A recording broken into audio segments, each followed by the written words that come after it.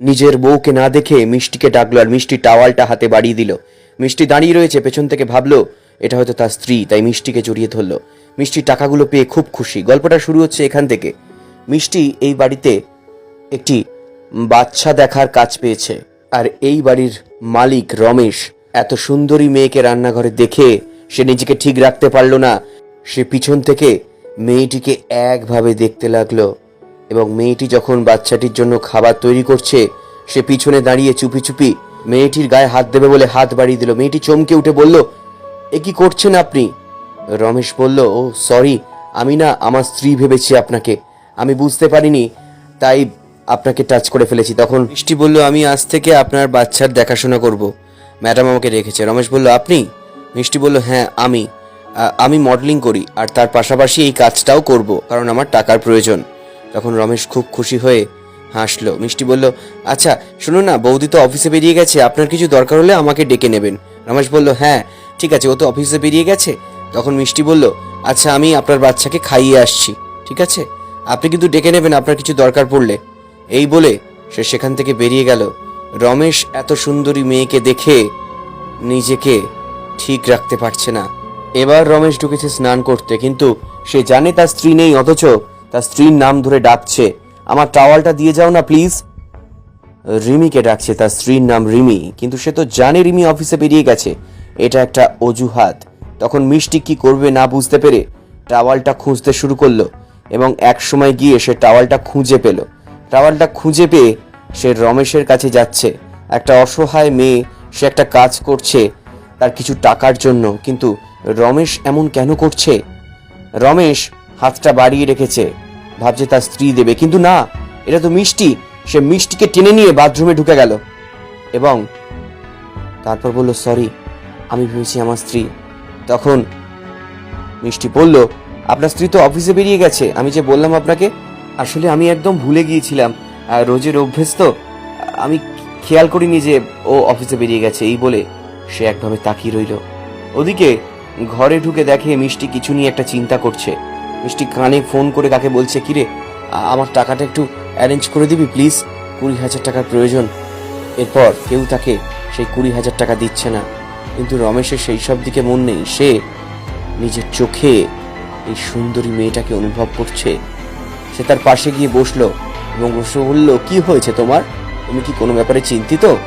মিষ্টি বলল, হ্যাঁ আসলে আমার কলেজ ফিস 20,000 টাকা, নতুন অ্যাডমিশন নিয়েছি কলেজে মডেলিংয়ের জন্য, কিন্তু কোথা থেকে জোগাড় করবো বুঝতে পারছি না, আমার কাছে এতগুলো টাকা নেই।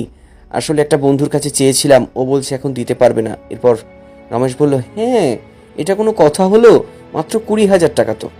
রমেশের প্রচুর পয়সা, সে অনেক বড় লোক, বড় ব্যবসা রয়েছে তার। সে টাকাটা বের করে মিষ্টির মুখের সামনে তুলে ধরল এবং মিষ্টিকে বলল, এখানে 20,000 টাকার বেশি টাকা রয়েছে, নাও তুমি কলেজে অ্যাডমিশন নিয়ে নাও।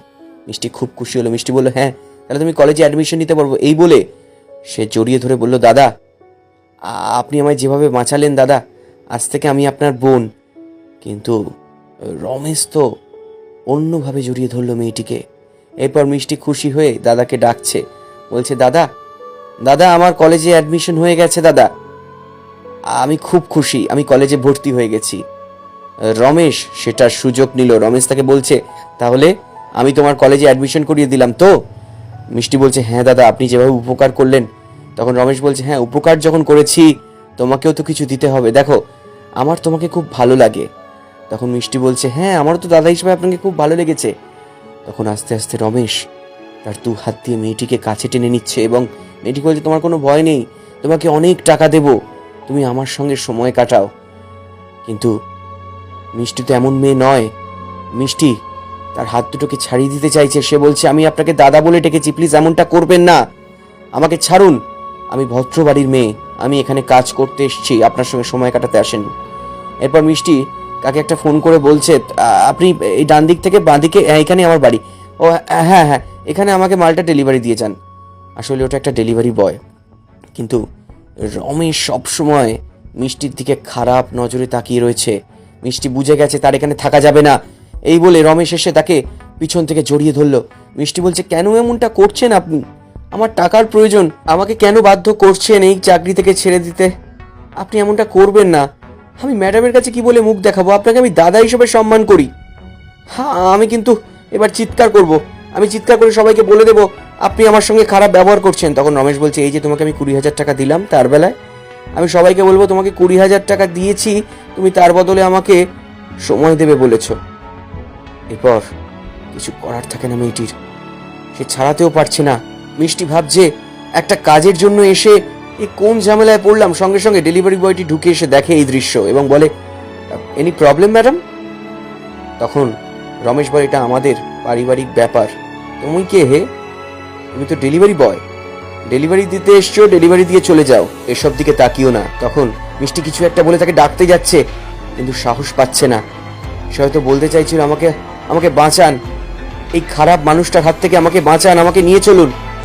এরপর ডেলিভারি বয় চলে যেতে রমেশ আবার শুরু করে।